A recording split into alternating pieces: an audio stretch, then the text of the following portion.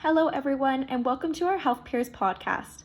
For those of you who may not be familiar with us yet, the Health Peers do a wide range of outreaches on a number of topics related to sexual health, nutrition, active living, mental well-being, and more. For today's podcast, we'll be joined by YouthCO representative Furqan to discuss a variety of topics surrounding HIV/AIDS stigma. We are excited to welcome you to today's podcast. However, before we begin, we do want to respectfully acknowledge that we are recording today from the unceded traditional lands of the Coast Salish Peoples, which include the Tsleil-Waututh, Kwikwetlem, Squamish, and Musqueam nations. We hope this podcast and conversation can be a resource for you to look at and learn from. Thank you.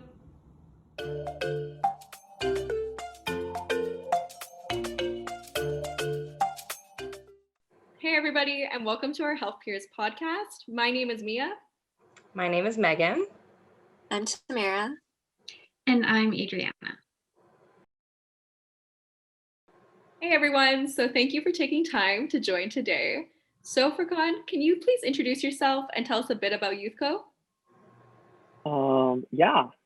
Hi everyone. My name's Furqan Walid, and I work with YouthCO in respect to the Positive Programs Manager. And a little about YouthCO. YouthCO was founded by a group of young people in 1994, so almost about like more than 20-ish years ago. And the mission of the organization has been to reduce the impact of HIV and Hep C on youth in what we now call British Columbia. The focus of our work is around 5 English language values and 1 Squamish language value, which guide our work. So them being anti-oppressive, inclusive, innovative, sex positive, youth-driven, and chache, which in Squamish means sharing resources from within the community. So that's what YouthCO is about. And in I'd also like to say that in defining HIV and Hep C stigma, we recognize at YouthCO that HIV and Hep C stigma informs and is shaped by simultaneous forms of stigma and oppression. For instance, racism, transphobia, homophobia, colonization, classism. Wow, it's very impressive. It sounds like a pretty long resume. And I had no idea that it had been in operation for so long. It's almost as old as I am. It's pretty fun. Yeah, I was born in 1994, so. That's really cool though. So before we really dive deep into the topic, I think that a lot of people who are listening probably don't have a full picture of maybe what the current terminology is surrounding people with living experience with HIV and AIDS. And I was just wondering if you could shed some light on that. So to start off, HIV and AIDS are 2 different things. Unfortunately, because of the misinformation, they're used interchangeably for the same thing. So people who have HIV, a lot of the times folks who are not educated and don't have the right information will use AIDS as the term to describe positive people. AIDS is an acquired immunodeficiency form of HIV, which in nowadays, especially in North America, Canada, and the States, folks in public health sector don't use that term as much because we have medication, we have the resources nowadays that help folks not to get to a place where you get to an acquired immunodeficiency place. So that would be the number 1 thing that I'd want to flag out. Number 2, you might hear me say pause which is a word that we at YouthCO use when describing positive youth. So Poz Youth, Poz folks, Poz community, and some of the other terminology would be around just very HIV scientific language specific. So undetectable viral load. Viral load is basically the amount of virus in a person's body that can be detected. And undetectable means essentially when an individual is taking their medication as prescribed, their viral load gets to a point where it's undetectable. So we don't have tests that can detect the amount of virus in the person's body.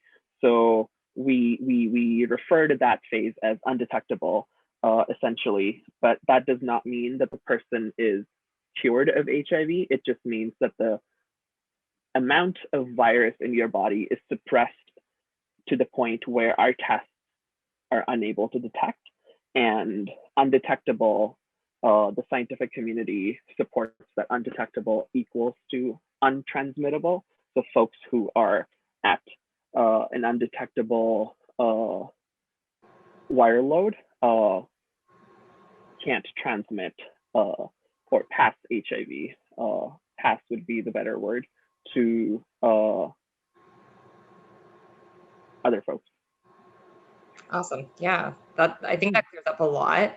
I like that term of passing as well. And positive, I think, is just a really, it's just a more positive way to frame it, I think, than, someone who like contracts a disease or has a disease or something along those lines. So you mentioned a concept that I want to ask you a little bit more about, which is kind of colloquially known as U equals U, but undetectable equals untransmissible. And so I'm wondering if you could maybe go into that a little bit more, as well as a concept called PrEP, and maybe some misconceptions that the greater community has around those, the positive community. So where should I start this? I think in 2016, was it, so essentially, as I said earlier, folks who take treatment and are able to maintain an undetectable viral load can have sex knowing that they won't pass HIV to their partner. So like in short, the terminology U equals to U means undetectable equals to untransmittable. So there was a study done, 2 different studies done with big cohorts of, I think, about 10,000 people, in which a partner was HIV positive and an individual was HIV positive and their partner was HIV negative. What they found in that study was that every one of those individuals who were on their antiretroviral regimen and all of them were undetectable, did not pass HIV to their partners. So currently, it is a very well-known fact in the public health community, amongst our physicians, amongst if you go to a nurse, they would also give you the same information. But what comes with that information is fear and stigma of the misinformation around HIV that has pre-existed before all of this research. It is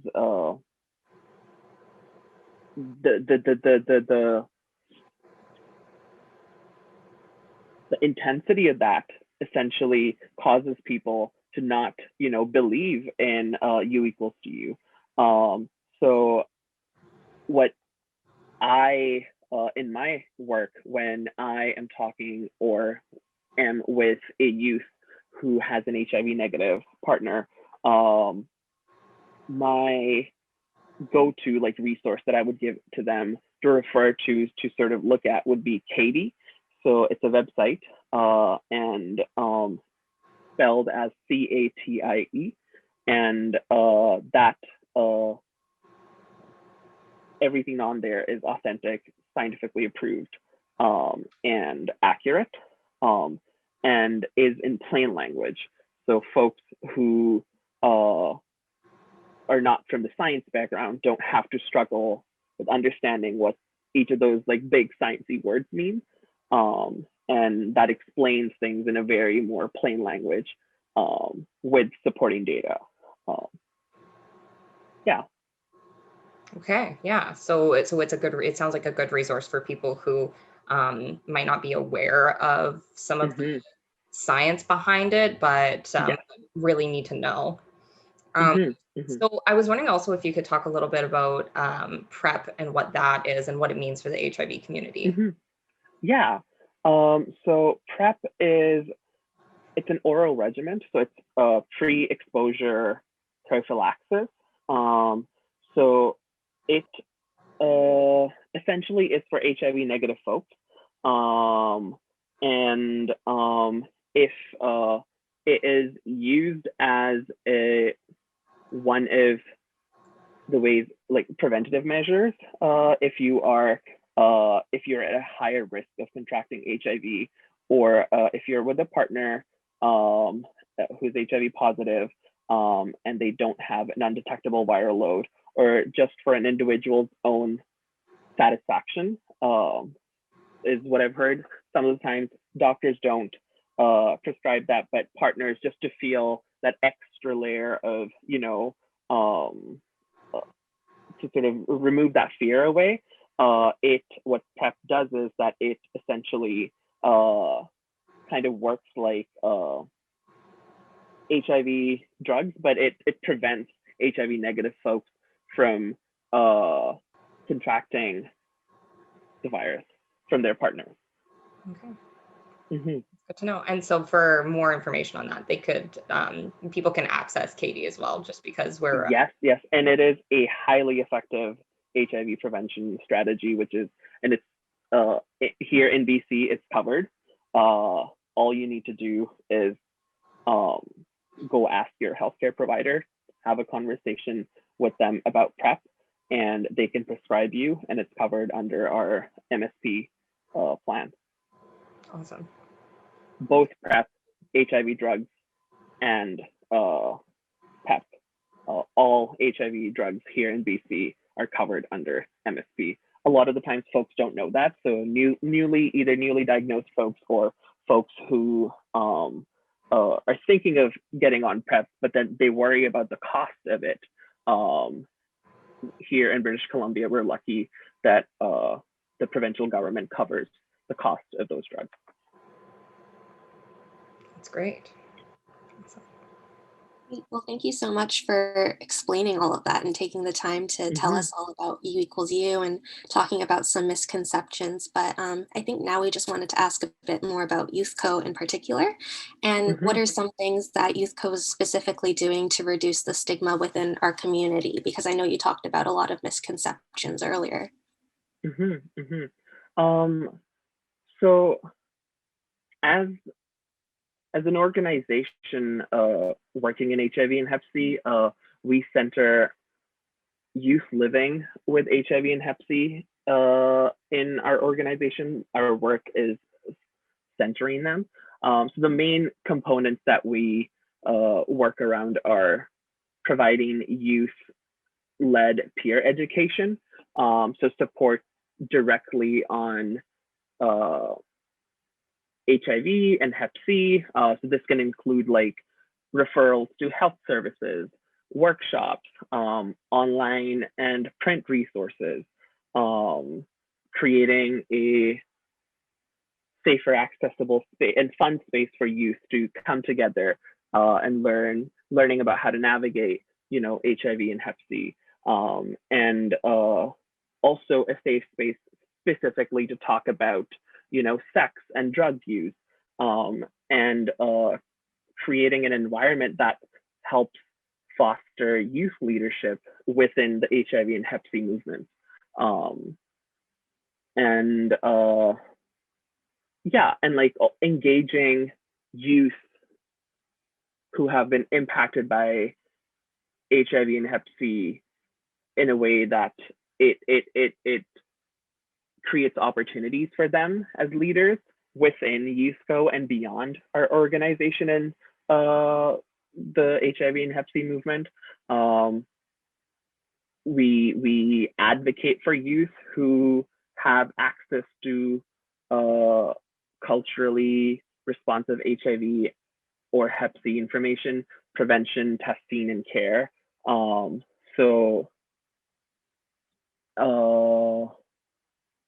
there's one more thing I think I'm forgetting. Yes, challenging language, policy, and actions from youth to service providers and policymakers that stigmatize youth living with HIV and Hep C. So language around using the word pass instead of transmitting, or challenging the HIV decriminalization policy or HIV criminalization policy to decriminalize the HIV disclosure. So all of this is done within the set of our organization, and it essentially includes 3 different programs. So one of them being positive programs that I manage, and positive programs is specifically a space dedicated for youth living with HIV and Hep C, where everyone shares this experience. Within positive programs, we have a financial supports program. We have a one-to-one support program where we have a one-to-one support worker who can meet up with youth and help them with their appointments and drive them from, if they are in Mission, drive them to their appointment in Vancouver. And then we have our Camp Moomba program, which is it's a peer education program for the age group of 6 to 17-year-olds living with HIV or who have a close family member who's living with HIV. So this is mostly for educational and peer support purposes. Camp is not surrounded on HIV. Camp is just a space for peer support and youth to come together and create a safe space. HIV is a little part of the conversation that comes up if folks have questions around that. It's not an HIV-centered camp. And some of the other programs that we have are empowerment, and it's a space for queer and trans youth to meet up, talk about HIV-related stigma, building communities where we feel safe to talk about the highs and lows of drug use, and relationships, and talking about U equals to U, and talking about PrEP and PEP. And our third program is the YouthCO program, which is a Indigenous youth-led program. So that provides opportunities for Indigenous youth to connect with other folks in the community, build skills and knowledge to take care of each other, and challenge the stigma related to HIV and Hep C. And we essentially work with Indigenous nations across what is colonially called BC, British Columbia, to support Indigenous youth. We connect with them through online programming, through group programming, through in-person programming, hopefully in a post-pandemic world, and this was done in a pre-pandemic world. But right now it's mostly most of the programming all over YouthCO is online, except for our HIV one-to-one support worker. That is still an in-person program where our support worker can help HIV positive youth or Hep C positive youth with their everyday life, hurdles that prevent them to be successful in their HIV care.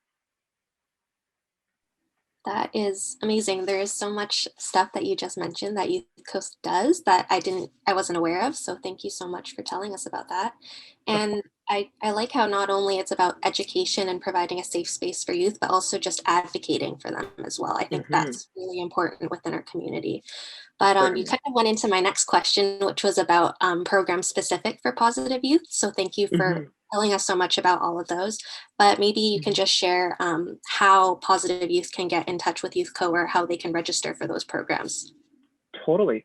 So we have our website, youthco.org, and in the program section, you can either reach out to me at my email address, or our program coordinator, Jessica, who's also, she's amazing.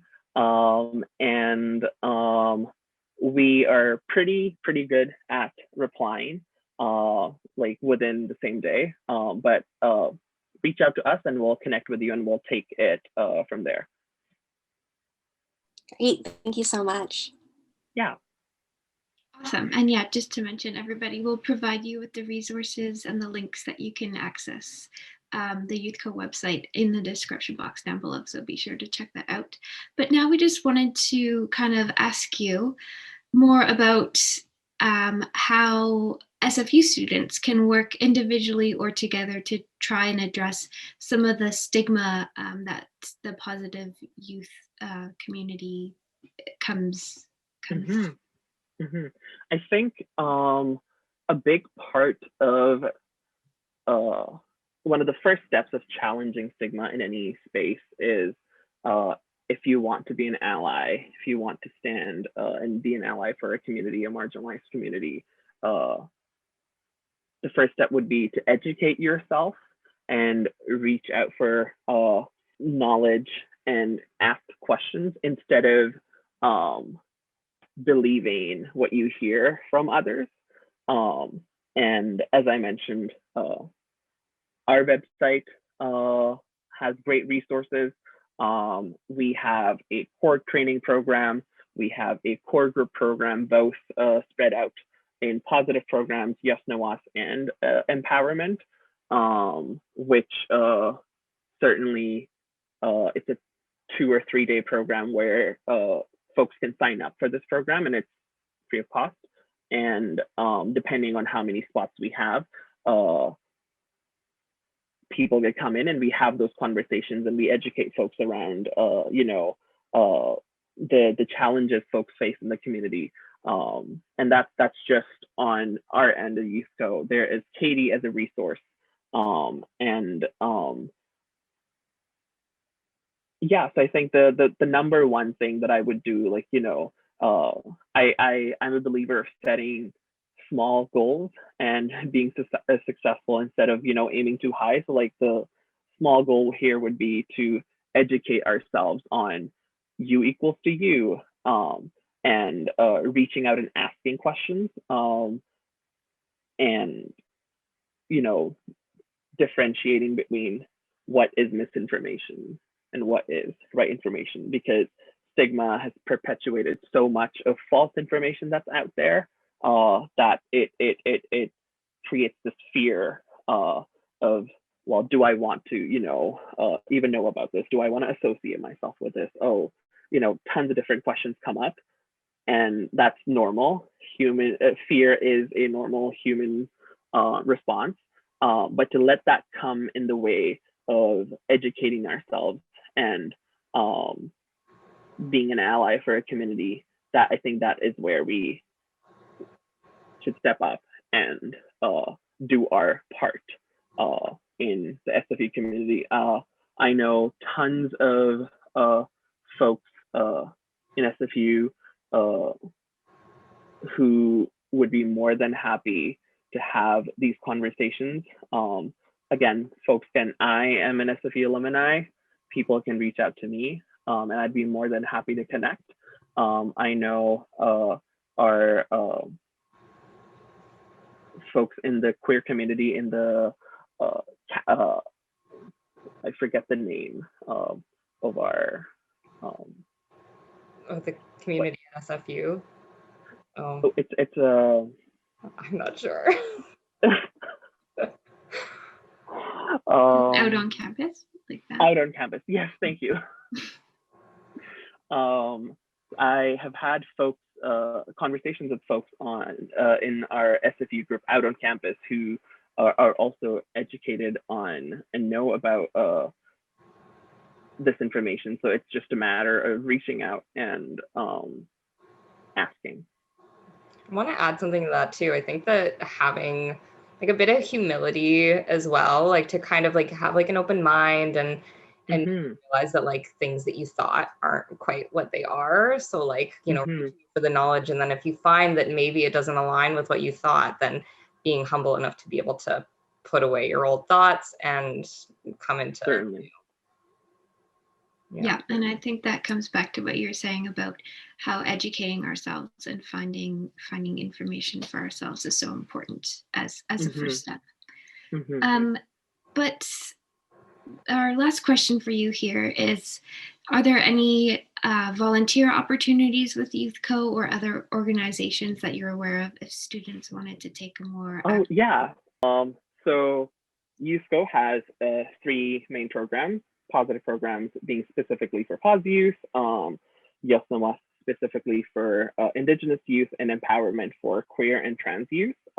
Each of these programs offers a core training and core group part of their program, where youth can reach out, email the program manager of that program and ask about the dates of the upcoming next core training or upcoming next core group applications when they open up. Core training is more of a, I think 2 to 3 day long commitment where we host several currently online facilitation resources talking about HIV, Hep C, drug use, harm reduction supplies, educating folks on how to challenge stigma, the language use, talking about decolonization of certain aspects of what we have grown up learning, and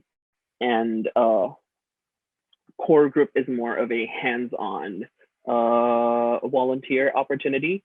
There is a little honorary attached to that opportunity, and applications open up from, depends on what program you're applying for. So empowerment, I think, does 2 rounds of core group, 2 or 3 rounds of core group per year. Yes, no, I'm not sure. I know positive programs will be doing 2 rounds of core group per year. So once we open up that application, folks can send in their resume, cover letter, and we then reach out to the folks who have been selected to be the part of the core group program, and then they actively work with me, with our program coordinator, with our program intern, in planning and creating the space for Poz Youth. I'm wondering too about SFU students who aren't part like of the positive community, and if there's stuff that you can think of that maybe someone could just do on campus to either try and reduce stigma or to become more involved. That is a good question. I will need a minute there. YouthCO specifically has